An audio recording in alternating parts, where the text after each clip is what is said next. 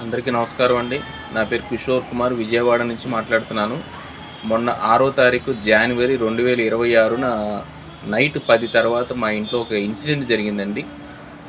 అది ఏం జరిగిందంటే, మా అమ్మాయి పరిగెడుతూ మంచం కోడి మీద పడి తల బాగా బొప్పి కట్టేసిందండి.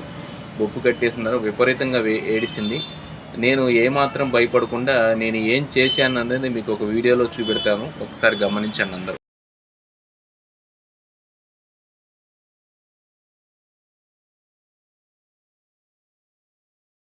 చూడు మైత్రేయి,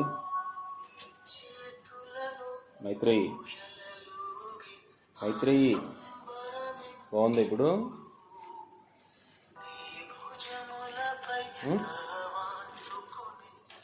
తగ్గిందా నొప్పి? నొప్పి తగ్గిందా?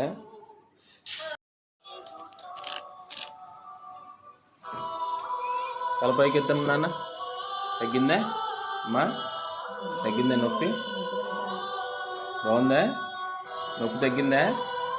తలపైకి ఎత్తమ్మా.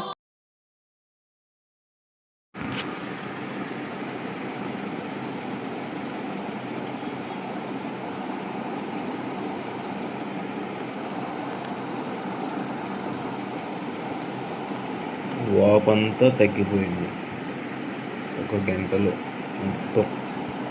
అసలు ఏమీ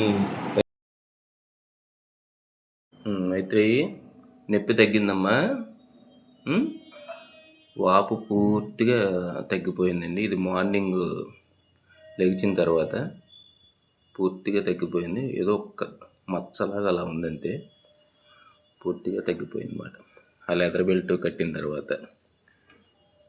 ఇది ఈ బయోటోరియం యొక్క దమ్ము. మనం భయపడక్కర్లేదు దేనికి. మన దగ్గర ఒక హాస్పిటలే మన ఇంట్లో ఉందన్నమాట.